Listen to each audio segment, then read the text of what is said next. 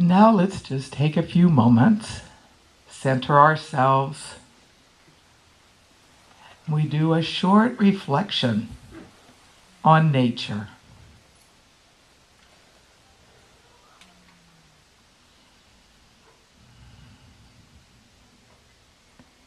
We begin by connecting with the Word, how we know that.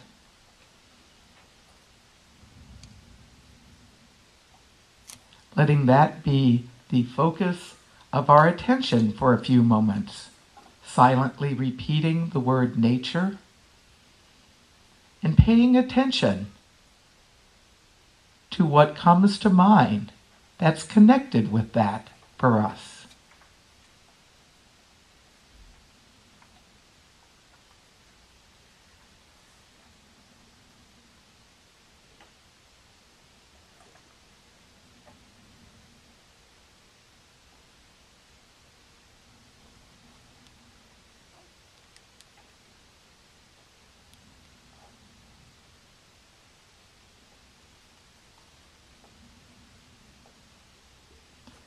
Now calling to mind encounters with other dimensions of nature on your way to this service this morning.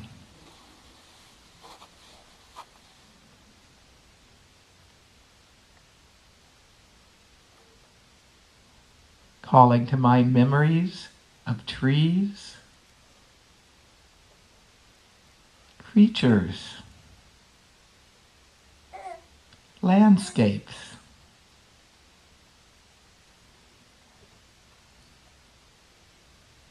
the weather,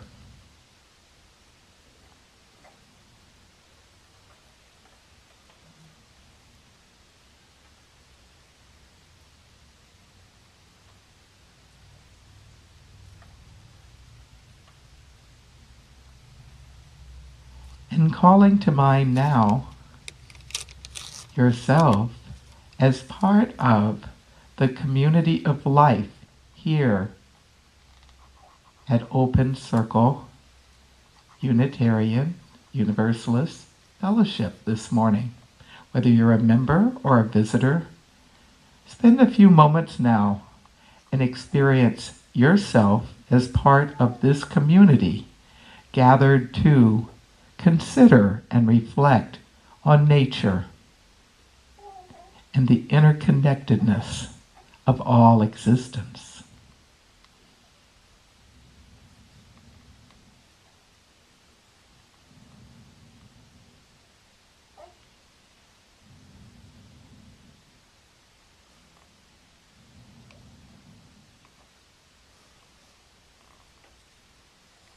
And calling into your imagination now other dimensions of nature that are around us.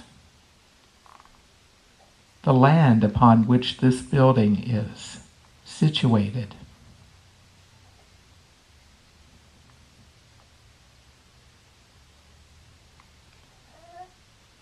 The light, the atmosphere, the air in here and around us.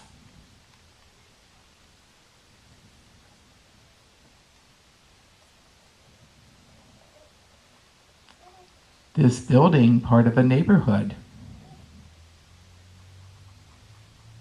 part of a human habitation place called Fond du Lac.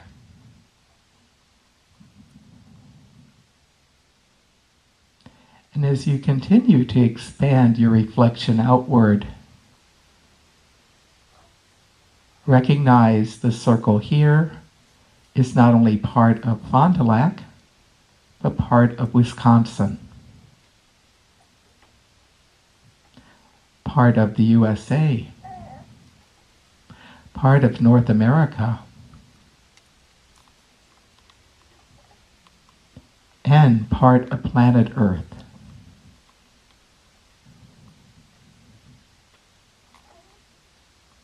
And planet Earth is part of a much larger system, our solar system, reflecting a few moments on that.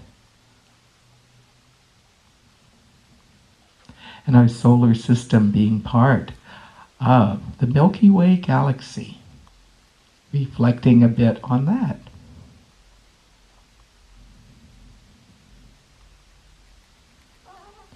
And our galaxy being part of many galaxies that are part of the greater universe of which we are all part.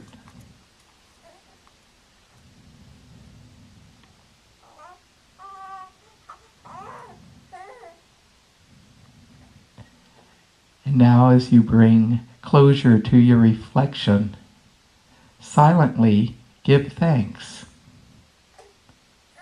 to the source, to reason, to the divine, to love, to that interconnected web of all existence, using whatever language or concepts work for your own individual expression of spirituality and philosophy.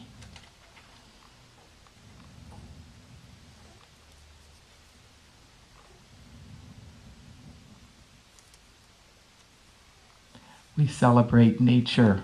We celebrate it within ourselves and around us. May nature help guide us and teach us and deepen our understanding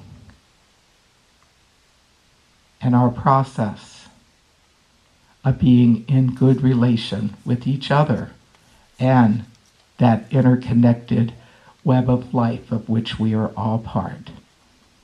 So be it.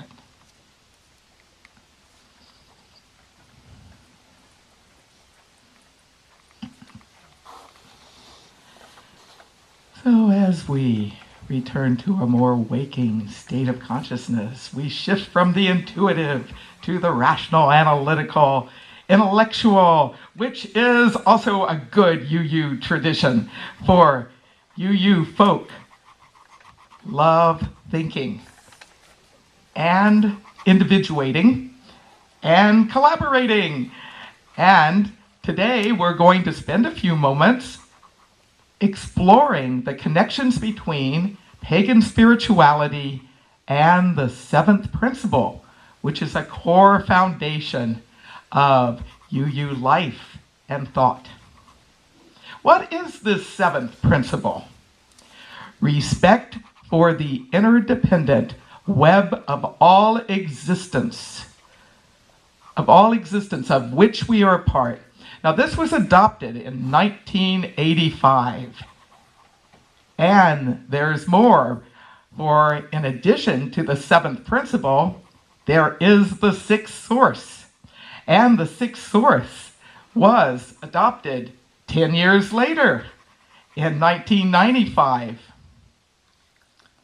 Spiritual teachings of earth-centered traditions which celebrate the sacred circle of life and instruct us to live in harmony with the rhythms of nature. So we have a source and we have a principle.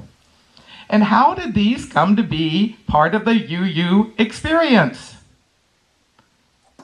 The greening of religion, the greening of philosophy, and pagan UUs. There has been a convergence of what you might call pagan spirit and UU philosophy even before you and you became UU. If you look at the works of Emerson and Thoreau and others, Emerson didn't like the word transcendentalist. However, that has become a common term for really looking at the inspiration and the ideation that percolated in the 1800s in our country and that has had lasting ripple effects. I really see that some of those early UU, or I'll call them Unitarian, thinkers actually have been sources not only for UU practice and worldview today, but has also contributed to what is now known as contemporary paganism. All right, let's look at the word pagan. What is a pagan? Pagan, the word comes from pagani. It's Latin for dweller in the country. Dweller in the country? What is that about? Well, if you go back in time and space and you look at old Europe, there was a time where the old nature religions, prevalent across Europe, the dominating form of views, but it wasn't unilateral. There was much diversity in terms of these old, sometimes called classical religions and ways of being, took form. Many people were embracing this. This was a common way of connecting with the world. Christianity started taking root in old Europe, and those who became Christian and politically active, church and state became one, and those who weren't getting with the program were called pagani because they tended to be in the hinterlands. So pagan originally meant hick. Those who weren't getting with the politically and religiously correct form of religion, which at that point was a form of Christianity. And I'm saying a form of Christianity as someone who was rooted in Christianity in this life and who is a guest minister in Christian churches. I want to make a distinction between the loving teachings of Jesus and some of the implementation and distortions by the so-called fan club. Not everyone who calls himself Christian, I would say, really is following the basic teachings of love your neighbor as yourself. Indeed, there was a period of time for 1,600 years where that golden rule, love your neighbor as yourself, was not fully understood or implemented. It was basically love your neighbor as yourself if they have the same political and religious beliefs as you do. And unfortunately, some of the people who were following the old ways, the old nature ways, became not only persecuted, imprisoned, tortured, killed, but pretty much it was considered passé, and the old pagan ways were actively suppressed. People know of what happened in the 20th century. Well, many people are accepting it as fact. Most people are. What happened to Jews in Nazi Germany. But how many people really who have European background understand what happened to the old pagan peoples of Europe? Persecution, lies, distortions went on for hundreds and hundreds of years. Became politically and religiously dangerous to be openly pagan. If you get a chance to see the movie, and I'm trying to remember, I think it's Agora. It's a movie about out of old Egypt, and there is a woman who was a scholar, a pagan scholar, and it's all about how she lost her life. She was killed because of the Christian-pagan conflict at that time, and it was a movie that came out a few years ago. Definitely have somebody with you to get some comfort. And there's no real way to really start talking about pagan spirituality and all the wonderful connections with nature without also acknowledging the fact that there's a lot of misinformation and distortion about paganism. Even the word pagan for some people is toxic. As I was growing up, I was raised fundamentalist Southern Baptist, and very much was taught to have that personal experience of connecting with the sacred. Well, I did that, and as part of that, it seemed to me it was important to go commune out in nature. It wasn't until I was a teenager that I realized there was a difference between my interpretation of that form of Christianity and what the rest of the world was about. And yes, I had a calling to the ministry, and had I been raised Unitarian Universalist, I'd probably be in that sector now. But nope, went from Southern Baptist to pagan priestess. How did that happen? Well, I found that when I was communing with, in a sacred way, in natural settings, that I was in touch. I was in a space where my soul was nurtured. I felt elated, and I got deep peace and some wisdom and some guidance. And that has continued to be part of my life, that nature mysticism. However, I don't see a conflict between the basic teachings of love your neighbor as yourself and to honor the divine, which is basically distilling spiritual philosophy into two laws that some sources have said that what Jesus was about. And so that also is part of my mix. And pagan spirituality takes a lot of different forms these days, and I've been involved in pagan work for more than 40 years. In fact, I celebrated the 40th anniversary of my public pagan ministry last year, not only with returning to the campus of the College of William and Mary, where I did my very first public pagan ritual as actually an academic exercise as the head of the Classics Honor Society on campus, but also at a UU church in Williamsburg. And I thought, what a great way to be able to celebrate 40 years of paganism is to return to where I started doing that type of work. I think it's important to look at how paganism and UU ways of being really have a lot in common, and one of those is looking at the interdependent web of life of which we're part, that seventh principle. Not only is it a core part of the UU way of being, but and pagan certainly had a part of it, but it actually has its roots in ancient pagan philosophy. The old Greeks talked about the earth as Gaia. In fact, in 1979, a physicist, James Lovelock, chose that name to describe his scientific theory about the interconnectedness of all life. So if you get a chance, Google Gaia hypothesis, and you'll see that science and old paganism have come together with that. What does the interconnectedness of all life mean? Well, we not only are connected with each other, humans, but we are part of this large fabric of life, not only on this earth, but the universe. And I think it's important not only to have the awareness of that, but to take action. And one of the things that I appreciate both with pagans as well as those who are UU is there is call to action, individual action and community action.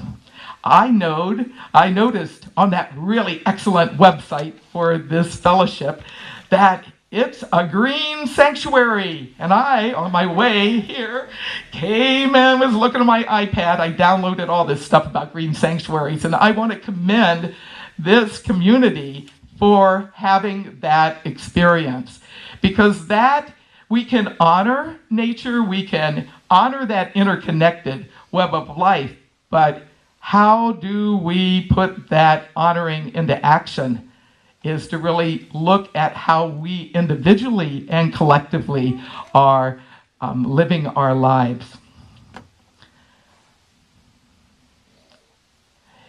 If you think back in your own personal genealogical history, whether you do the genealogy a lot or not, think back, way back beyond those grandparents, great-grandparents, great-great-grandparents, great-great-great-great-great-great-grandparents.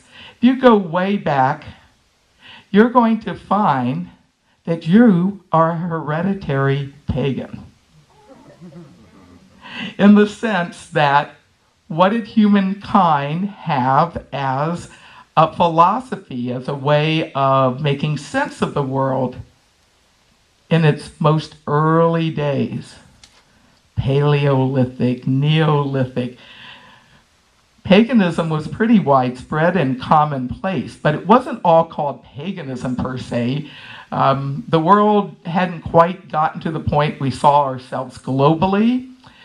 However, we had relationship with animals and plants, with the weather. Yes, in old pagan days, these other dimensions of nature may have mythic dimensions, be deified. There's a lot of old things connected with how one related to nature, but the idea was that we are part of a system and that it was important to pay attention to that. Part of the reason that I see that paganism itself has been growing as a philosophy in what some people call the postmodern era is because there's a need for it. The greening of consciousness, whether you call it paganism or not, the idea that we as humans really need to move into a place where we think more holistically, not only for our own personal lives, but looking at the planet as a whole system. People can debate the climate change piece all they want, but if you turn on the evening news, chances are you're going to see some extreme weather going on, and you're going to see a lot of people and creatures and places, plants, other life forms all hurting. Yes, we need to attend to things as disasters come, but we also have to look at the bigger picture. And I really do see that that's something that pagans and people who are in UU have in common.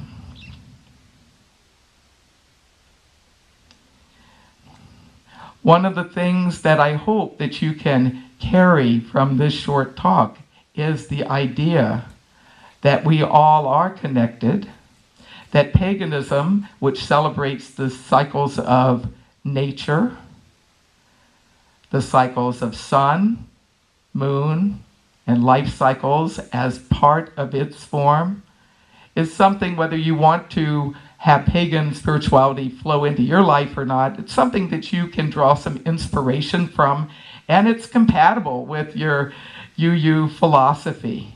I know a lot of UU communities have winter solstice celebrations. And why? It's not only the old tradition of celebrating the return of the light, where the days start getting longer, but the idea of peace on earth is something that is very universal. Well, I know our time is short. What I'd like to do is take a few moments to do some questions or discussions, and then lead a chant and a closing. That all is another way of connecting with seventh principle and pagan spirituality.